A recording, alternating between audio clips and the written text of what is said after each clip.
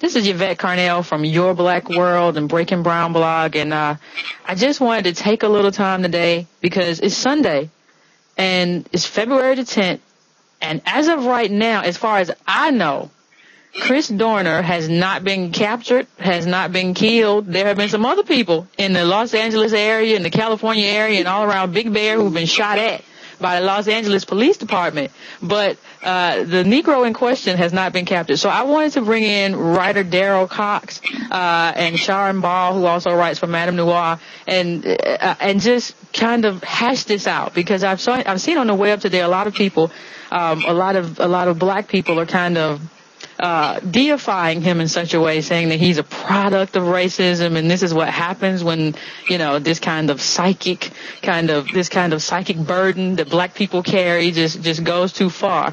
So I wanted to just, first of all, let me just put this question out, and I'll ask you first, Darryl, but let me just put this question out. Is he still alive, or are we going to wake up tomorrow and find out that he froze to death on some hill? Obviously, I can't speak with any great certainty, but my sense is that even if he wasn't trained by the military to survive, let's say that the extent of his wood lore was just being a Boy Scout, I doubt if he's dead. Even in that part of Big Bear Lake, not far from the ski area that people in Los Angeles use, he could survive the night. I don't think the temperatures have been that low. My thinking is that he set the truck on fire as a diversion. And I don't know if he was there when the fire actually began, or he used some sort of incendiary device set to a timer. I have no idea, but in looking at the photographs of the cab of the truck, it looked as if there was anything in it, it would have just, completely been consumed by the fire. I think he's still alive, but I don't think he's there in that section of San Bernardino County anymore. Sorry, is he dead? Because it's just, I don't think so. Is he dead, Charing? Is he dead, or is he? Yesterday when we were talking about this, let me just preface this, and we had a conversation on Facebook about this before this conversation ever happened. And Charing, I think you said that you thought that he might have already been dead. Like, you'd be surprised if he's still alive. Do you still think that, or do you think the brother is got his gear and he's up the hill? I don't actually know what to think. Part of me does still believe that he's not alive. Like, I think that this man is suffering, from some serious, mental illness.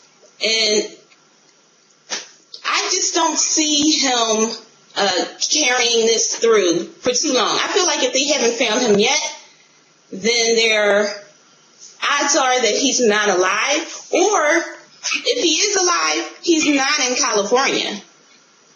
Yeah. I think that he would be a fool for one to still be in California. But that's the only, I feel like either he's dead or he's not in California.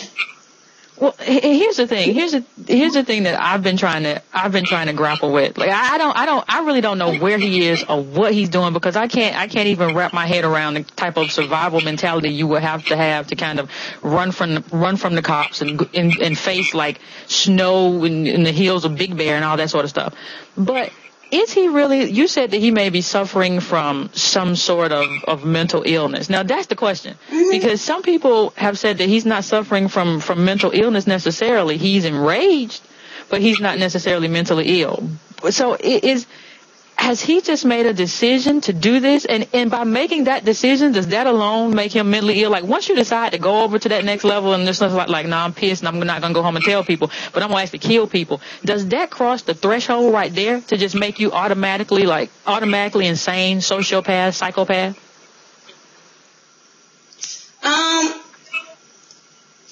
Yes and no. There's a difference between, being enraged and snap at the moment I'm going to go out and handle, do something because of I'm acting out of that emotion. And it's another thing to plan something premeditatedly, carry out these certain acts. And based on his manifesto, I find it hard to believe that folks don't see that this man is troubled. Now, I'm not a psychologist, and I don't want to diagnose anyone, but it just seems that from the rambling, the tangents that he goes on in his manifesto, that this man has some other issues. You know what I'm saying? That goes beyond what has happened to him through the LAPD. Do you think he's crazy? It's not making sense right now. I'm kind of. No, I don't think. I mean, here's the difficulty. I don't think he's crazy in a clinical sense. Is his behavior crazy in the sense, that in the common usage of that term? Yeah, I think it's pretty crazy to run around and shoot ambush and shoot at people. But I don't think he's clinically crazy. I don't think he's psychotic. He's certainly under extreme psychological stress, but is he under psychiatric stress? No. And I read a large portion of his manifesto, and it seemed like the sort of rambling, or what people have called rambling or read as being rambling. It's like, to me, it's when you're writing a document, what is it, 11,000 words long or something like that? It's long. And you don't have an editor, that's what it looks like sometimes. It just starts, it just pours out. There are repetitive themes, repetitive issues. Some things don't seem connected, though they're connected in his mind. But, obviously he's under a lot of stress. Obviously he's very angry, but I don't think that he's crazy. That's my view of it. I think. See, here's the problem. Oh, I'm sorry. No, go ahead. Were you finished? No, I was saying, here's the problem that I'm having. He admits, to having depression. Like, he admits to that throughout his life on 2 instances, and that's where he starts talking about having his brain examined by science and stuff. But to me, this is what I have a hard time grappling with. If your goal is to clear your name, right? That's what he said his stated goal is to clear his name against these charges that were against him. How does committing acts of murder actually prove your innocence? Well, it doesn't, but see, I think we have to think about his behavior novelistically. I mean, we in the sense of that, we have to look at what we're seeing or take the facts or take the information, the telling of events, all of that, people's comments, people that know him, people that work with him, and weave that into a story. To most of us, almost all of us, if you're accused of committing a crime, he actually wasn't accused of committing a crime, but if you're accused of committing a crime, you don't prove that you didn't commit a crime by committing crime. But, the American fictional narrative, particularly film, and let's say in particular cowboy movies, are just replete with examples of people who are falsely accused and then go about having to commit crimes in order to prove that they're innocent. Or even, let's say the Harrison Ford movie, the television show that was expanded into the movie, The Fugitive. I mean, he doesn't kill anybody, he doesn't assault anybody, but he commits crimes in order to go about trying to prove that he's innocent. And I'm saying we sort of can't look at Christopher Dorner in a way, or anybody who's in those circumstances, situation, and try to understand it as some linear process. That just won't work. We just have to say, this is a story. Go ahead. No, I was saying I agree with you. We can't just look at it linear, but I think that when we do try to put it put rational thought into something that is irrational, that's exactly what we're doing. And there's a lot of things there's some things that he mentioned that, speaks to a lot of people emotionally. And that's particularly his speak about, the issues that the black and brown community has with police brutality. That's always going to speak to people like us, because we understand it, but when you take it in totality, here's a guy who says he's on this mission to clear his name, to expose, the LAPD for what it is. And the first thing you do is, and you have this list of people that, high value targets. These are the enemy combatants. These are the people who make society the way that it is, and LAPD as corrupted as it is. And the first person you take out is an innocent, a person who didn't have anything to do with the department, with the corruption. She was a college basketball coach. Her boyfriend was a security guard. The closest he probably ever had to the actual LAPD is when he picked up his walkie-talkie and called them, for when they had to, do some real police work. So to me, that doesn't jive well. You can't be Django with a cause, with a mission, and then turn around and do something really cowardly as what he did. And to me, that's when it stopped. It's not about, what everyone is making it out to be, this folklore, It's about something personal to him. And but it's not folklore. I mean, it's not folklore. I mean, and that's why I think the use of the words like Django or terms like Django aren't applicable at all to the situation. I mean, killing Ms. Kwan and her fiance Keith Alexander, of course it's unjustified, but it's like as the character in The Wire said, Snoop, deserves got nothing to do with it. Looked at from his perspective. The person he was. Go ahead, Yvette. No. I understand what you're saying, but let me just. I just want to interject one thing into the conversation.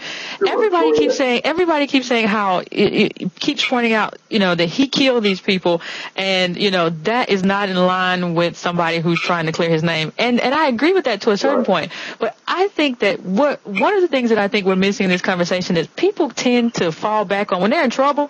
People tend to fall back on what they're good at. If I'm in trouble, I may not be at the Atlantic or the New Yorker, but I'm gonna try to write something for somebody and be like, hey, look at me. So I think he's a trained killer. So I think what happens is that when it's time to fall back on something, you're like, how can I get attention? I think he's like, well, you know what? If I'm willing to die for this, I can kill some people. I know how to kill some people. That I've known how to do since I went to training camp. I know how to kill some people. And I think that also brings into the question of who you're training, like the psychological makeup of these people you train. I mean, Timothy McVeigh. You go back to these people who, we train them supposedly to protect America and all this other stuff. And then they bring it home in a very lethal kind of way. So go ahead, Darryl. With the significant difference, though, and a significant difference is that I doubt if Christopher Dorner would blow up a federal building, and certainly wouldn't blow up a federal building where there's a child care center. And McVeigh knew that there was a child care center there. But I just want to innocent people. Well, wait a minute. I'm not defending his shooting anybody, period. I'm just saying that his intent by murdering them was to hurt and wound the retired police captain who is Ms. Kwan's father. That was his intent. But he is the honorable guy. Of course that's crazy. Of course that's crazy. Thank you. That's all I'm saying. It's a mental health thing. Well, no, it's not a mental health thing, because people listen, without going into detail, I was friends with somebody who it turned out killed 29 people. He was the first turncoat mobster in the federal witness protection program. I mean, was he a sociopath? Oh, certainly was, right? And that's a mental illness. Well, I don't know. We got along well enough for him to come to my family's house and have dinner with me and my parents twice. He didn't threaten anybody there or act weird. I mean, it's not to me. It's not important. Okay, go ahead, Sharon. Did I have something to say real quick? It's not important. Just speak briefly about the whole mental illness aspect. Instantly when I heard of this situation that's happening now, I thought of a study that came out a couple of years ago. The University of Penn, I think it was, they basically concluded that there is such a thing as racial battle fatigue syndrome, which affects mainly African Americans. And I'm quoting here from an article in Science Daily, and basically they say, just as the constant pressure soldiers face on the battlefield can follow them home in the form of debilitating stress, African Americans who face chronic exposure to racial discrimination may have an increased likelihood of suffering a race-based battle fatigue, according to Penn State researchers. So there is, there is an actual, study and research into, this post-traumatic stress syndrome that African Americans can feel. Can go through, and that can affect you mentally. It can contribute to depression, as well as some very self-destructive and destructive behavior. So, even though, go ahead. It doesn't, I find it difficult to believe that, therefore, one of the predictable results of this fatigue is that you're going to go out and kill people. I don't mean a random shooting. You're going to do it in a methodical, planned sort of way, stretched over a number of days. That's why I'm saying, while his behavior, it seems crazy, I don't think he's crazy. Let me tell you why I'm not sure if he's crazy. Let me tell you why I'm not sure if he's crazy. I remember when I was in school and I was in philosophy class, and there was something that we explored. I can't remember the name of it. I'm sure somebody will point out, but it was like the Geiger's ring or something. And it was this, this idea. If someone could give you a ring that you could put on, that you could make yourself invisible, would you abide by the same moral code that you abide by today? And if I'm honest with myself, I have to admit that at least on certain occasions, I'm not an evolved enough person to say that there wouldn't be certain people on the planet walking around today if I had that ring. So I think in his mind, agrees with you. Yeah. So I think in his mind, he's already dead. So in his mind, that's kind of like having the Geiger's ring, because in his mind, he's dead. Nothing matters once you've told yourself, right, I'm dead anyway. This is over for me. So right, what do I want to do? And in his mind, he has told himself that by sacrificing these lives, I'm going to bring down the LAPD. I honestly think he thinks that in his head. And that goes back to the military idea of collateral damage. You kill people, collateral damage is you kill people to meet the mission. He has a mission. Now, I think it's a wrong-headed mission in terms of this is not a case where we're looking for collateral damage. But then I wonder, how much of his military thinking kind of impacts what he's doing right now. But go ahead, what you were saying, Shari? No, I was saying like this. To me, the whole, what's the word? The collateral damage. Mm-hmm. That doesn't work for me, because he targeted those two people. He targeted, Miss Quinn and her, fiance. His name is, slipping my mind right now, but he followed them to their took them up to that parking lot, to the very top floor of the parking lot, and assassinated them. Mm-hmm. So that's not an enemy, that's not collateral damage. Collateral damage is when, the target just so happens to be in the car, and this is your only opportunity to get the target, and unfortunately his family has to go with him. You know what I'm saying? He sought them out. So that's what I'm saying. Like, this is not necessarily you know, a guy, this is a troubled guy. You know, I don't disagree with everything that you guys are saying. And that's why I don't think it's wise that we romanticize him the way that I have been seeing people romanticize him. You know, well, that's an American tradition to do that. If anything, this should be an example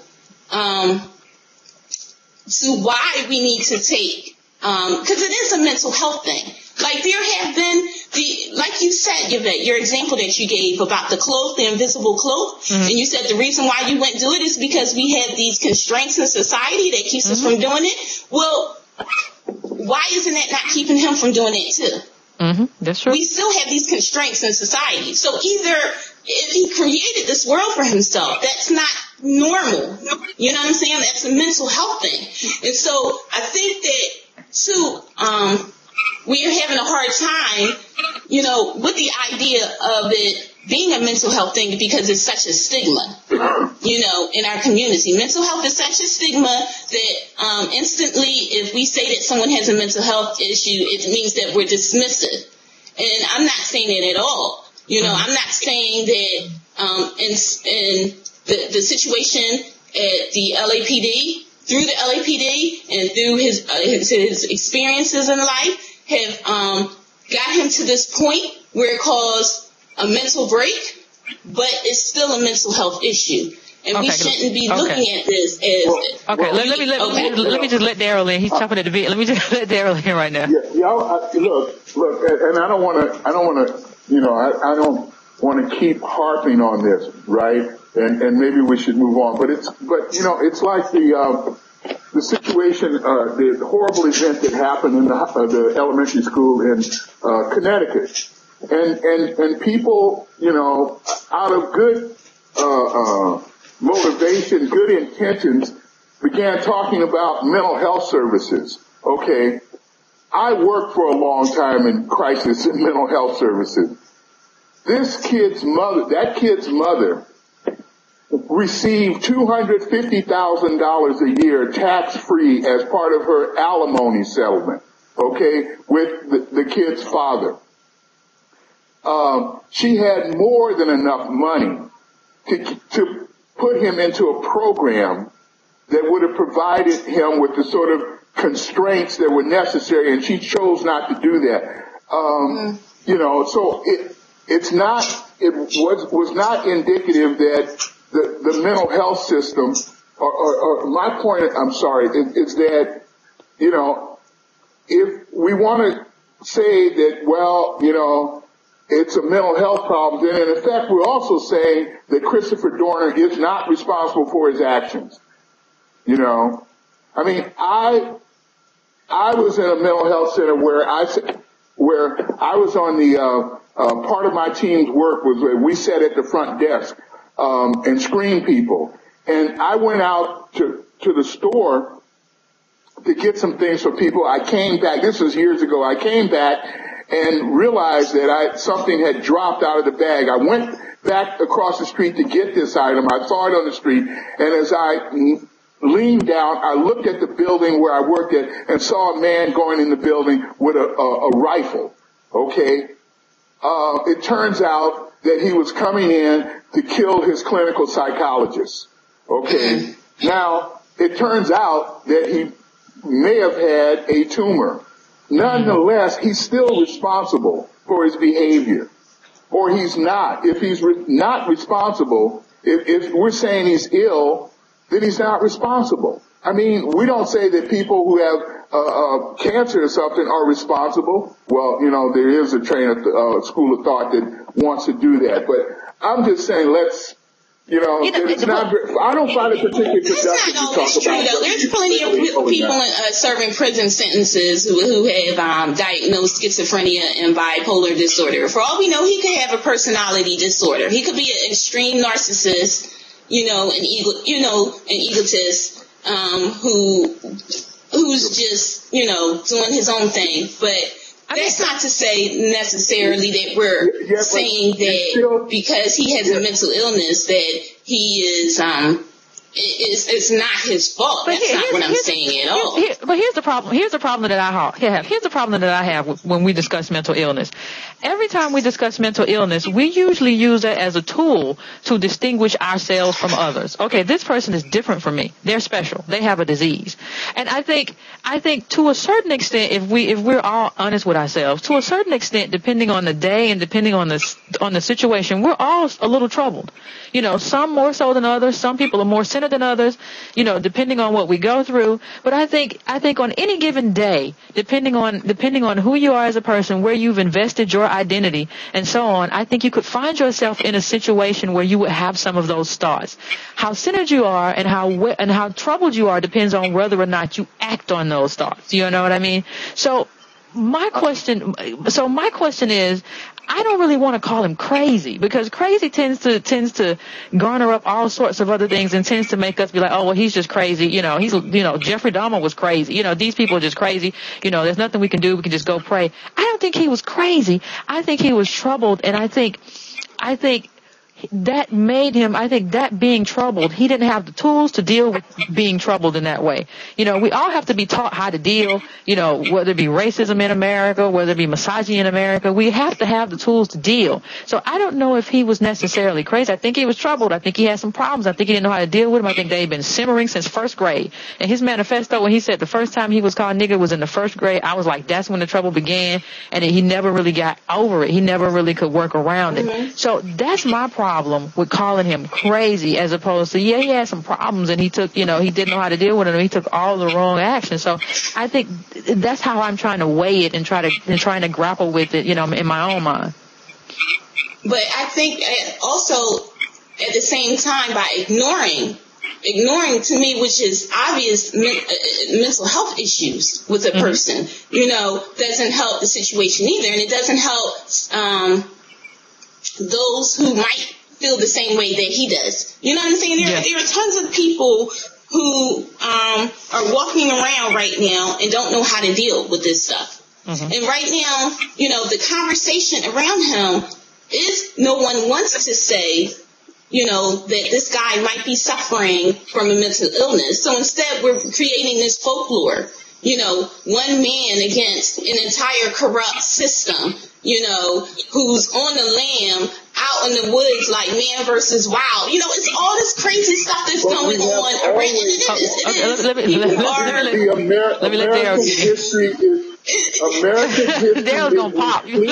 with creating that sort of folklore. The common folk always create that sort of story all the time.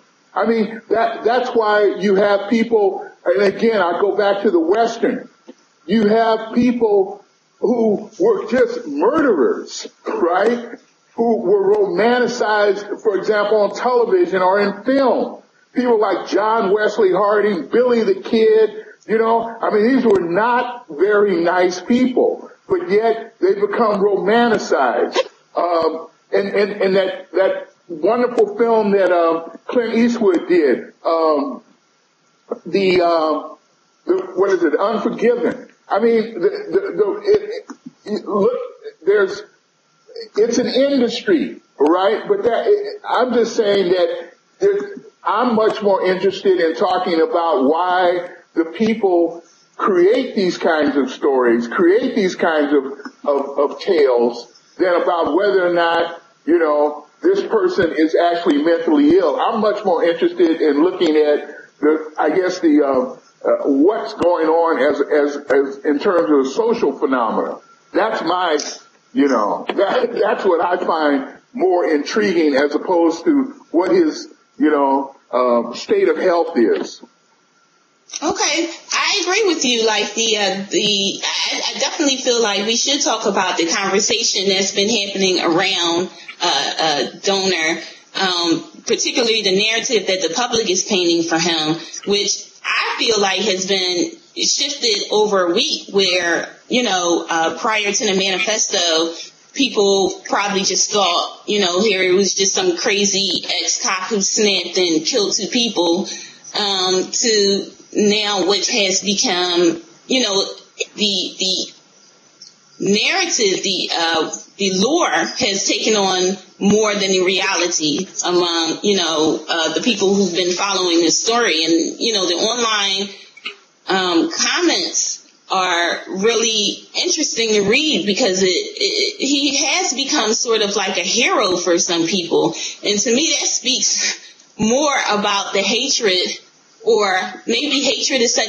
a strong word, maybe it's not, but I'll say dislike for the LAPD and maybe police in general.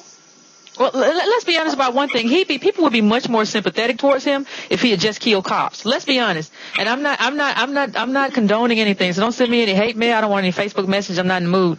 But I'm saying that if he had just killed the people that he said were dirty cops. He had a list of people he said were dirty cops and that did bad things to him and, helped him get kicked off the force. He talked about Latino cops. He talked about lesbian cops. He talked about black cops. He talked about Asian cops who he said didn't want to get involved in conflict. So if he had just kept his murder spree to those people who he said were guilty, you think the black people in the community right now are calling him Django. If he had done that, there would be posters. And that speaks to a problem, Charing. I understand it does speak to a problem. But if you go into the comment section of a lot of different blogs right now and see what people are saying, they're already celebrating him, even though he killed innocents. So just imagine, and that goes to how we feel about authority and how we feel about police in general in terms of what we run up against. So I think he pulls that kind of emotion out of us, who that part of us that says, aha,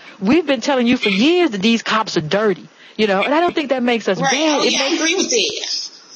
I don't think it makes us bad. I think that makes us incomplete. That's a part of the story. It's only a part of the story. So it doesn't make us bad that we're kind of, that we can't. The problem is that we conflate it. Yes, we should be sympathetic to the part of him that responded to racism, but that's where it stops. There's a whole other part of him that reacted in a way that we can't condone. Is that your thinking, Darryl, or no?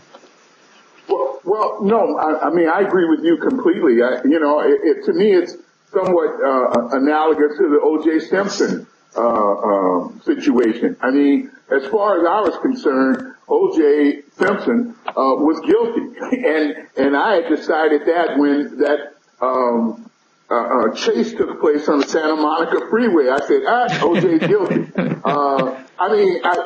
Listen, part of it is that I used to work with his mother. I knew her, liked her, went to high school with his cousins and stuff, and used to watch him play high school sports. So it was sort of like, oh, well, okay, that was crazy, but, that's what you did. But black people began, as a whole, not everyone, not all black Americans, began to see it differently, which is that, look, when you look at all the white people who've gotten away with killing black people, we're not going to be bugged about a black person getting away with killing white people.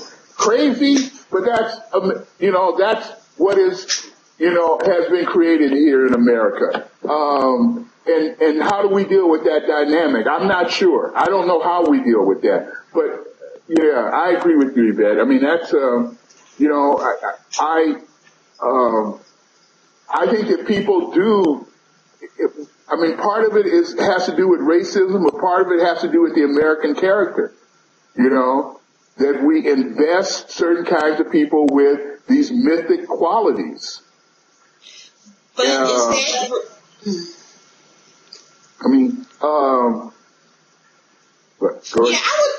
would feel more comfortable with it after this story has a conclusion. Mainly because I don't really feel like right now he is. I don't think anyone feels that he is. Well, some people do feel that he's a hero, but I don't. The problem that I have again is that he just seems to be irrational. So I don't know what he's capable of doing right now. But people who do stuff like that obviously are irrational.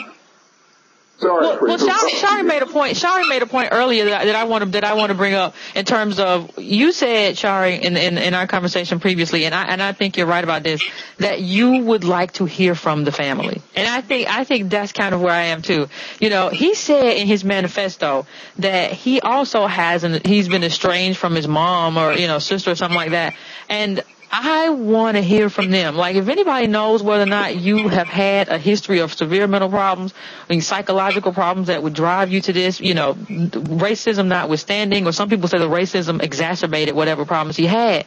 So I really want to hear from them. I heard one of his ex-girlfriends came out and says, he I think she had a restraining order on him, and she also said that he had guns all over the house. Like, he always said that, if you're a police officer, you can't be too careful. He had guns in every room. He had like a knife, and she was just, so I think, I want to hear from them.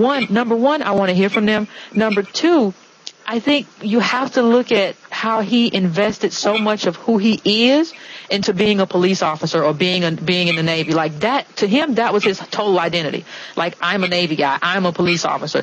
That's who I am. So it's kind of like when he lost that, he lost himself. And I think other people, when I see men, especially middle-class men, especially middle-class white men who kind of get laid off from their job, can't pay their mortgage for a while, end up killing their whole families, I think that kind of goes back to, too, in terms of how we define ourselves, how much self-definition matters. If you don't have that job, you don't have that, that identity anymore, it seems like it's just kind of over for you. But is that not a mental thing? Like, is that not a mental health thing? Because to me, it just seems, you're very troubled, yes. But yeah. Back to the point about his family, I definitely want to hear from his mother and his sister. I read the manifesto again prior to this recording, and I just noticed that out of his goodbyes, all the goodbyes that he gave to his friends, he didn't say any for his family, and I found that kind of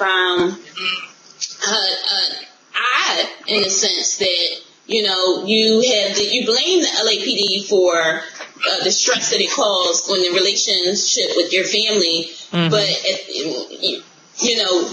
you're going out on this mission and you're never going to see them again, and you don't even bother to say goodbye. Yeah, that's a good point. That's a very good point. But that might be, yes, but I think it could be understandable. I mean, when I think about the fact that he was one of only two black students in a school from the time he was in kindergarten to the 7th or 8th grade. I mean, that his mother, she was a single mother, made a conscious choice to live in that community and send him to a school where he was that. But you can't. Wait. She probably made a conscious decision to take him to a better school district. Hold on. Charing, let me make my point before you object. I'm not criticizing his mother. I'm saying his response, or the way in which the point that you made about not even saying goodbye to her, to me could be understandable, because he may have all this anger at her. I'm just looking for reasons. But which makes him look like he does have a mental problem. Because anybody else would step away from that and say, I understand my mother had to make some difficult decisions, but I'm grown now. I've got a life for myself. I had a good job, so she obviously did a decent job, making those choices. Life is hard, so that kind of, if he did that kind of goes to the idea that he has some sort of, identifiable, diagnosable mental disease. And maybe he can't accept responsibility. Maybe he has a mental disease where that disorder where he can't accept responsibility for his actions. Who is it? I can't think of his name right now. The English poet, I guess, has a famous line about your mom and dad fuck you up. I mean, a lot of people feel that way and don't,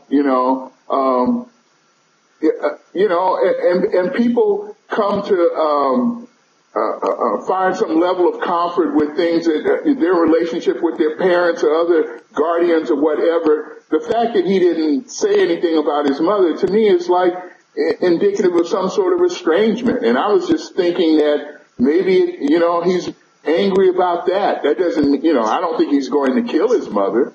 I don't think he's a family annihilator, but, I don't think it's not say goodbye to her in a letter. I mean, he didn't have to. We weren't. Yeah, because and I'm gonna let you finish, Charing. But let me just say this, because unless she has some type of history of abusing him that has not been disclosed, that does kind of stand out for me, because, you know, it seems like he blames there's a part in the manifesto where it seems like he's blaming the LAPD for the estrangement with his mother. Mm-hmm. You know, and how does that happen? Because I doubt that your mother would have taken a side with the LAPD. So, and I'm extrapolating here because I don't know, but it sounds to me like, you know, because she probably told him to let it go, do something else, this is the end of the world. You know, which sounds like what a black mother would say. You know, this is the end of the world. You know, you move on and you get through it. It seems like that to him may have still been interpreted as some sort of, you know, being against me. It's kind of, you're either with me or against me mentality. But I'm going to let you finish up, Charing. I'm sorry. No, I agree with you. I was actually, I'm looking through the manifesto now, and I wanted to also, in addition to, you know, his relations with his mother, you know, he had several friends. He talked about several friends who tried to tell him, you know, on several occasions that, you know, this is what the situation is. What was it? The one friend who told him that you will always be seen as a nigger by some people? Yeah. And a guy named Luis Sanchez. Sanchez. Yeah. And then there was another friend who tried to tell him about, I think it was reporting the officers, like what would be the outcome of it. Mm-hmm. So I think that, you know, maybe those two incidents combined, you know, it says something about, you know what, I just forgot my point. See, that's what I get for mostly saying. No, and I think you were saying that, you know, that says something about who he was. We were talking about his mom and how people were telling him, like, this is the way it is, and this, you know, you just kind of have to cope with it as best you can or whatever. And he was just like, no. It's almost like, I don't want to say, it's not this, but it kind of feels like he felt like he could escape, you know, racism. Like there was a way, like, no, if you're a good enough guy and you work hard enough and you do all the right stuff, racism will not be a part of your life, and you can do the right thing, and this is the police, and I can report people, and racism will go away. And it's kind of like when it came down on him that, like, no, that's not the way things work here. You're still going to have to deal with it and navigate it. He couldn't take it. Go ahead, Darryl. Well, yeah. See, my view is that there was a marked change in his outlook and behavior once he entered the LA Police Department. Prior to that time, I'm sure he was somewhat politically conservative. I'm just speculating there, but a very, you know, patriotic American, believed in America, thought that you could make the system work. And as I have said, he went into the LAPD and discovered he was in another country.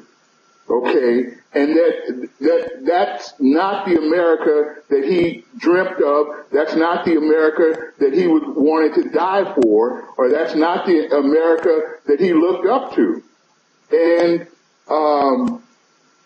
you know, and I think that's when we can begin. I bet I could be wrong, to begin to chart you know, a significant change in his behavior and acts, and then perhaps estrangement from his family. But until they speak, we don't, you know, we're not going to know. I mean, we still haven't heard anything from the father and the brother of that kid who, you know, killed 26 people at that elementary school.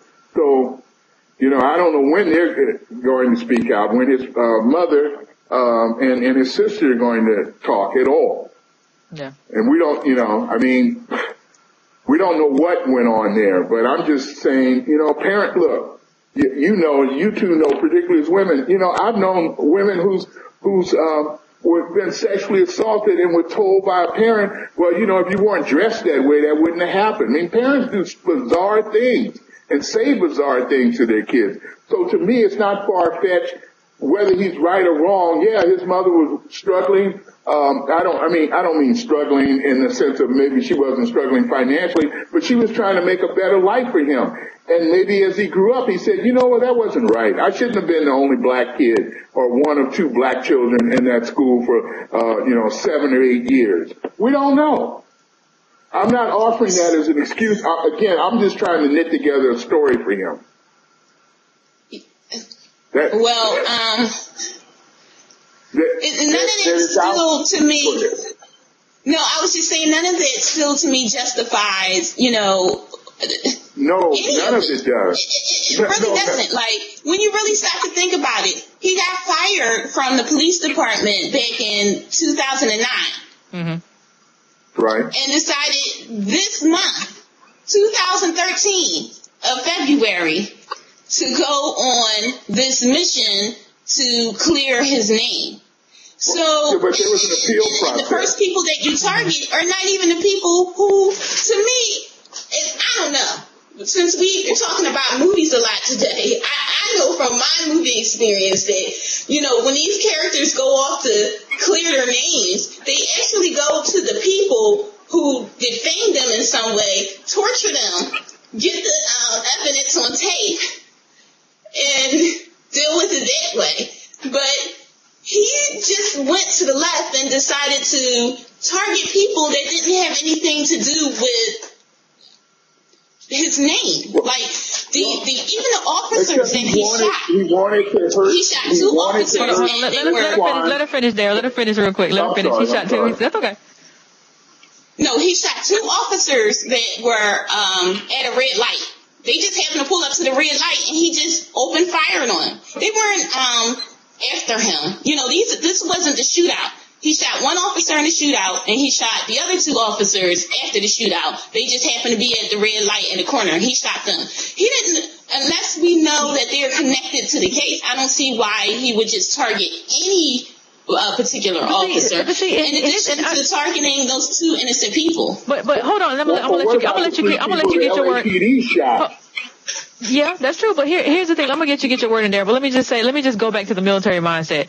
If when you listen to a lot of those troubled military people who come back from Iraq and Afghanistan, they tell you that they're just shooting the enemy. We don't know what the enemy has done.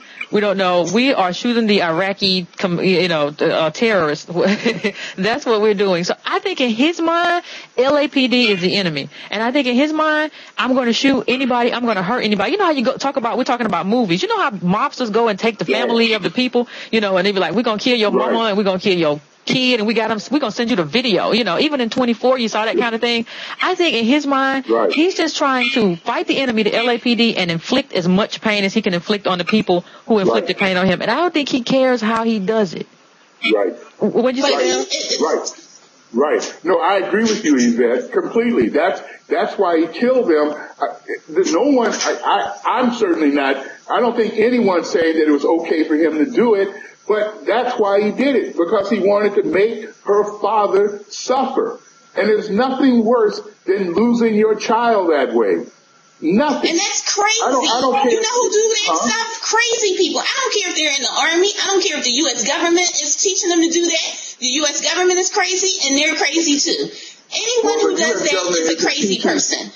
The U.S. government is not teaching people in special ops to but go you kill guys people's just said that. children. You just said that we don't know what kind of training he had in the military, and this is how they're taught.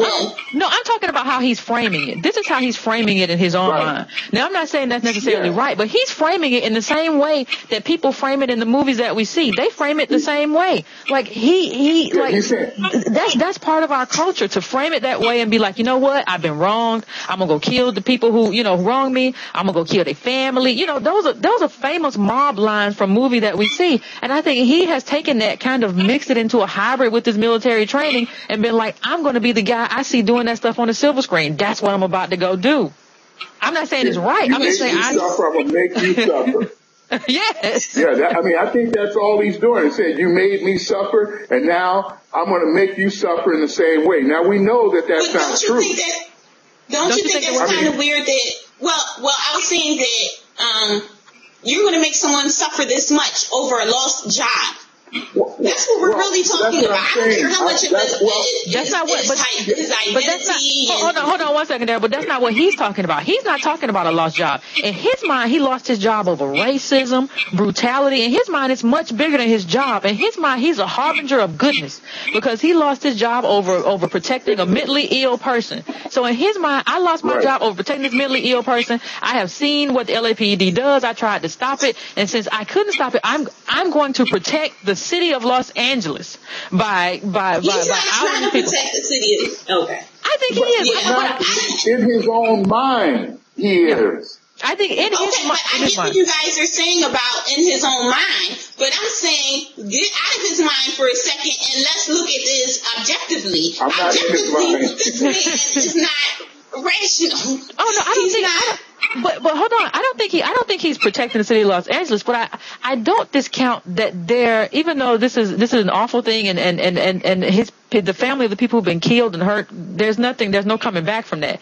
So that is awful. But I will say that his case has been reopened. So if any of what he's saying is true, there could be, something that comes of it that's of benefit. Now, I'm not saying that rationalized. You can say, well, people died, but something good happened. No, that's not the same thing. We would rather have those people here.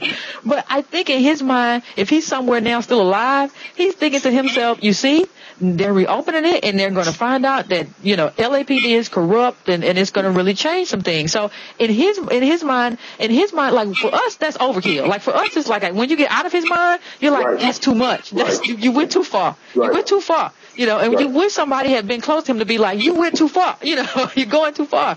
But in his mind, he is like a revolutionary. In his mind, he's Che Guevara. But is he though? No. Outside of his mind. No. Outside of his mind, do you guys think he... No. I don't think he's a revolutionary. Now, if he had written a book, I would have said, yeah. Not done anything and not killed anybody, but written a book and going on all kinds of talk shows, I would have been like, Viva. But see, I just think, again, my interest, or what keeps my fascination about this is, what it says about our society at this time.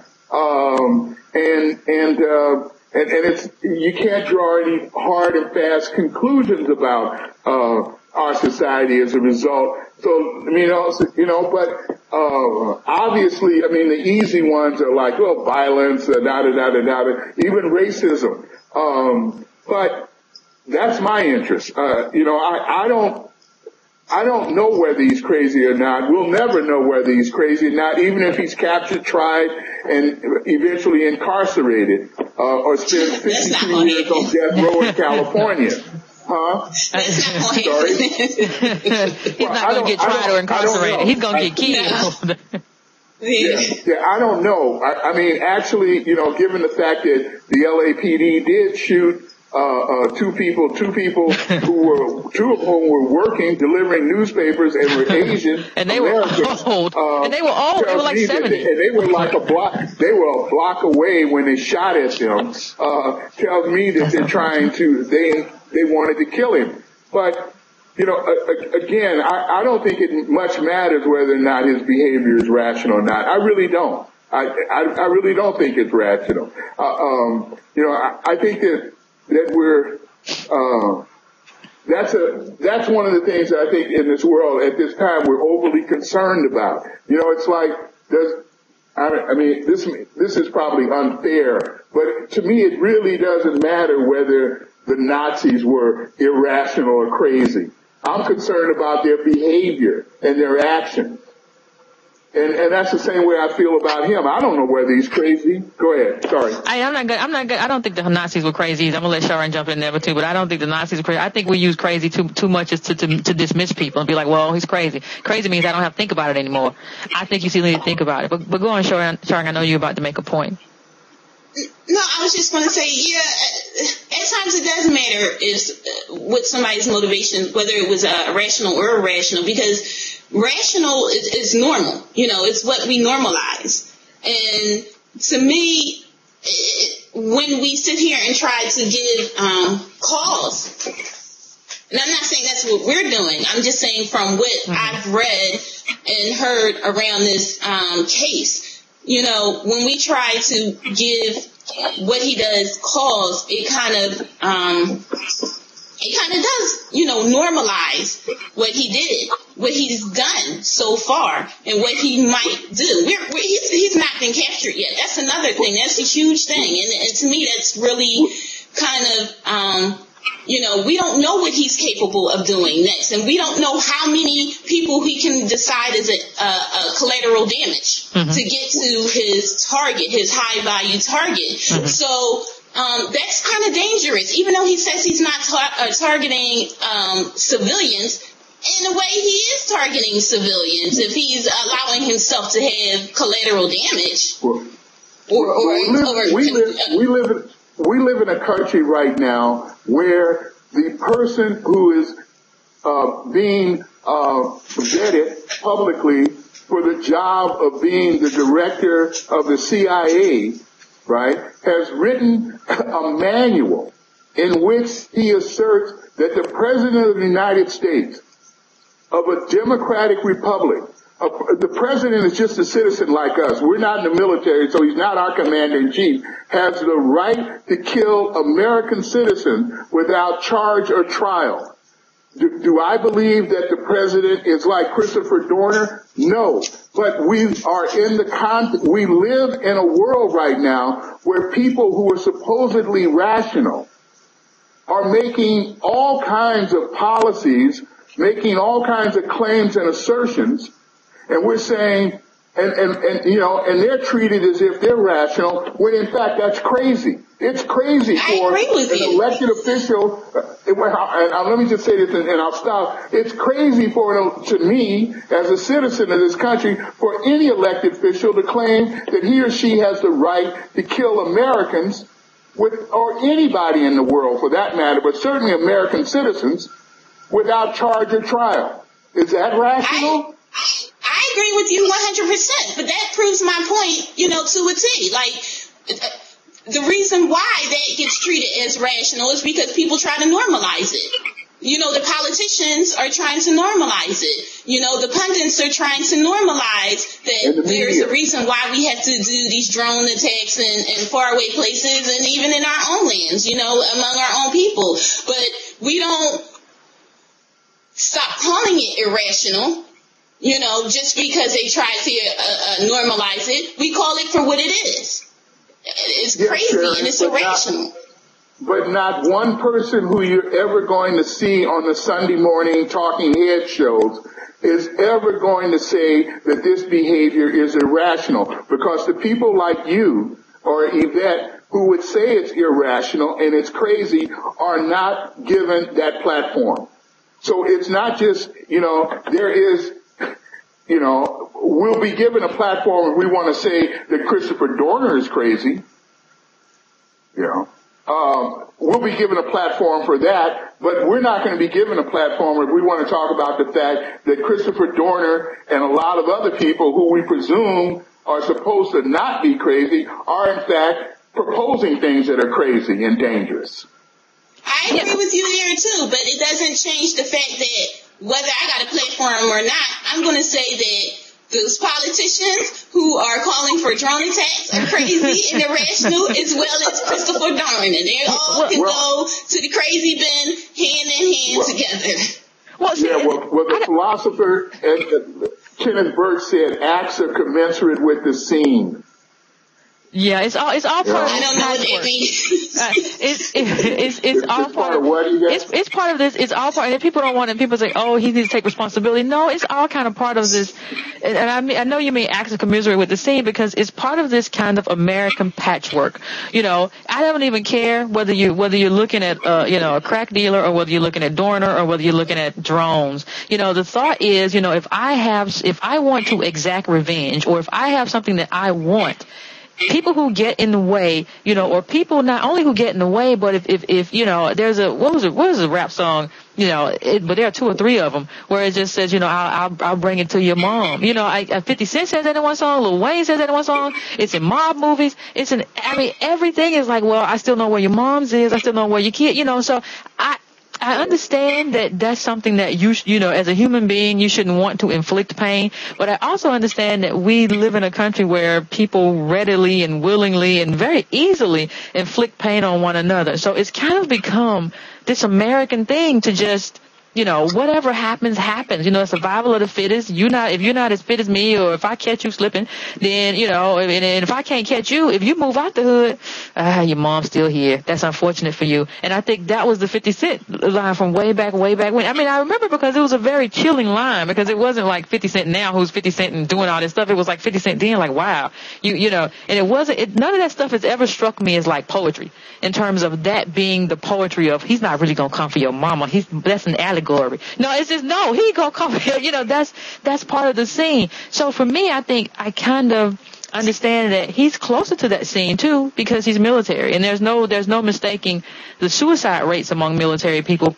And part of that has to do with that kind of mentality, in terms of having that ingrained in you, and then having to have been a part of certain things, you know, that you may not have anticipated or have the psychological ability to deal with. And I'm gonna make one last point, and then I'm gonna let you all make one last point, because I've kept you long enough. But the last point I would make in terms of why it resonates with black people is when you get into the part where he says, when he tells citizens not to help enemy combatants, who he calls the police enemy combatants, because he says they wouldn't do that. I didn't know that. Yeah, he does. He said because they wouldn't do that for you. I didn't know that. Go ahead. He said they would not do that for you. He says that, you know, they consider he says they pass around pictures of your loved ones, you know, after they've been killed to find out who has the most graphic kill of the night. They consider you overtime. And when they find you and you've been hurt, they say to each other, you know, that's a job for the paramedic. That's not a job for me. So I think what resonates for black people isn't that he killed these people. What resonates when they see that is, I knew they were like that. I knew that's what they were doing. I knew they didn't care about me. I knew they weren't here to protect and serve. So I don't think we're justifying what he did, but we're saying that there's some aspect of what he said in his manifesto that has value. And I'll just let you all have the last two words on that.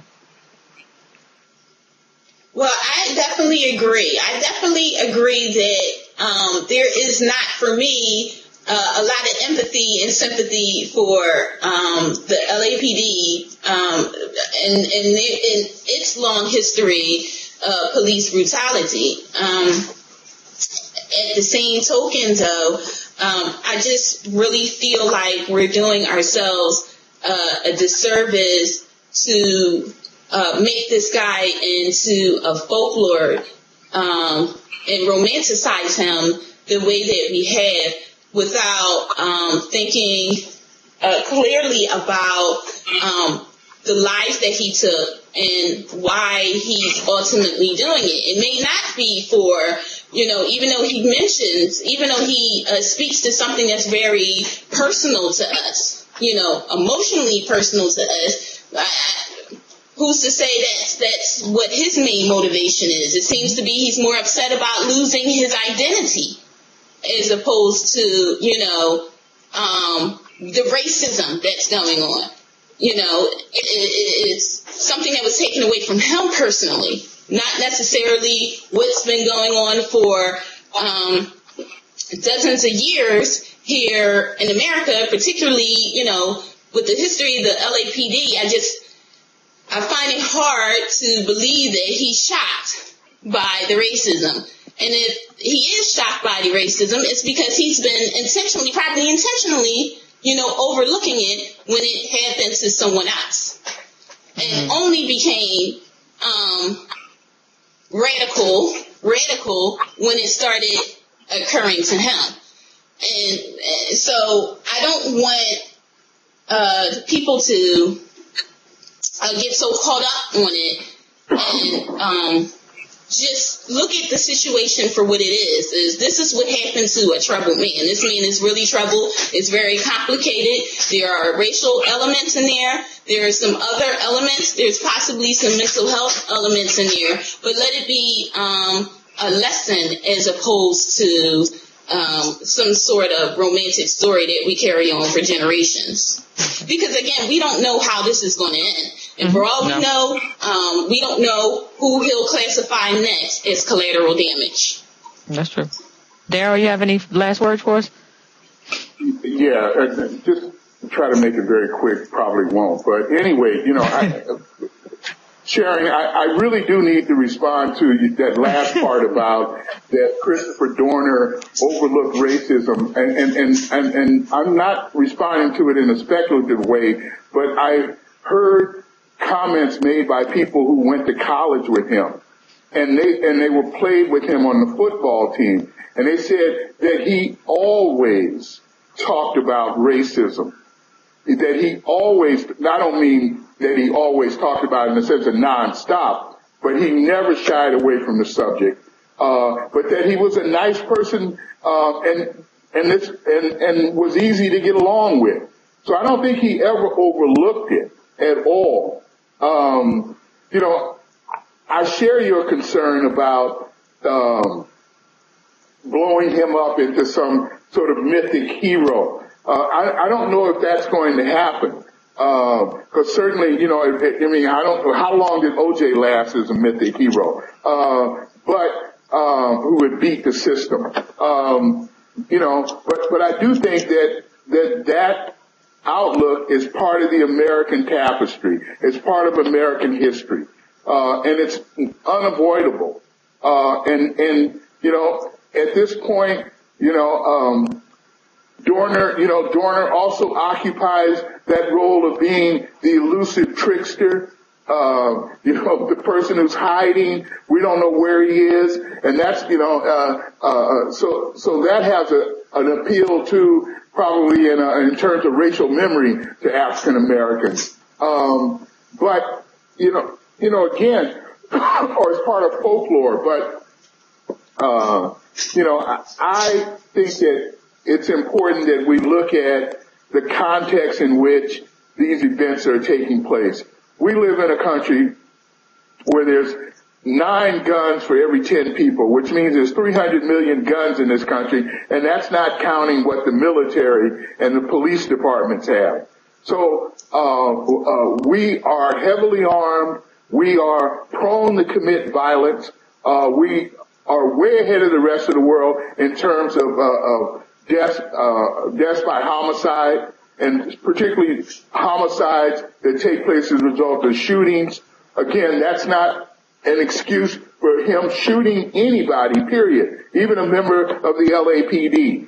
But this is the society we live in. And again, acts are commensurate with the scene. I mean, the writer William Irwin Thompson, and I think it's particularly noteworthy this happened in California, but in talking about California, Thompson once said that California is where the past is unknowable and the future is unthinkable. And this sort of stuff that Dorner is doing is just unthinkable. I don't think if you had written a book like this 5 or 10 years ago, I don't care if it was Tom Clancy, for example, it wouldn't have got published. The publisher would have said, oh, this is ridiculous. This isn't going to happen. And so I'll close with this. I feel that we have this weird thing of life beginning to imitate art. I mean, this is like, some sort of, this is like ragtime, Cole House Walker Jr., and it's going to end badly also. Mm-hmm. But this is how we live today in this country. Well, I just go ahead. I was just going to say really quickly, it'll be interesting to see how the gun legislation, the gun reform talks will commence after this situation. Like, if he stays out here any longer, we're going to have full gun control by the end of Friday. We had full gun control before that. Anytime a Negro goes and writes a manifesto talking about asymmetrical warfare and how he's got all these guns and he shouldn't be able to have, he said that. He said, Senator Feinstein, I support you. Cause basically, who needs a silencer? But I got one.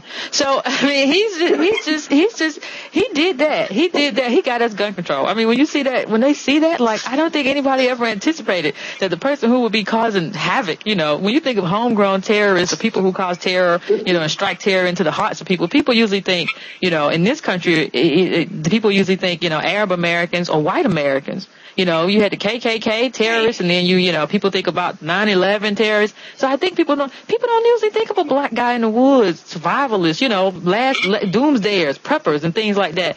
So I think that may change some minds. But wasn't it in Toni Morrison's book Beloved that there was, I can't remember, it was the character portrayed in the movie by Danny Glover, and I can't remember the character's name in either the movie or the book, who was part of a secret society of black men who went around the country killing whites who they thought deserved to be killed. I vaguely remember that. That was in the book. I vaguely remember that. It certainly wasn't in the movie, but it was in the novel. So what I'm saying is that I think we also have to admit that despite all the talk about nonviolence and the humanistic aspects of African Americans and belief in religion and forgiveness and all that, there's also this strain underneath all that of people saying, not people wanting to do something, but hoping sometimes that something is done. And we have to talk about that. I'm going to talk about that among the folk. I'm not going, like a brother who will remain unnamed. I'm not going on MSNBC and talking about it, particularly if I'm not black either. So, but you are. But I'm saying that when you talk, that is something that is in the African American psyche in this country, which is a thirst for revenge and justice.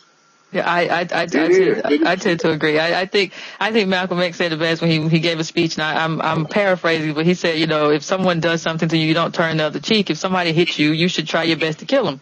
And that was basically the extent of it. So, I just basically, I want to thank both of you for chiming in on this. I think it's been a very interesting discussion, and I hope that we can do it again sometime. So, thank both of you. I appreciate it. Thank you for having me. Good to see you guys face to face and talk. That was nice. Yeah.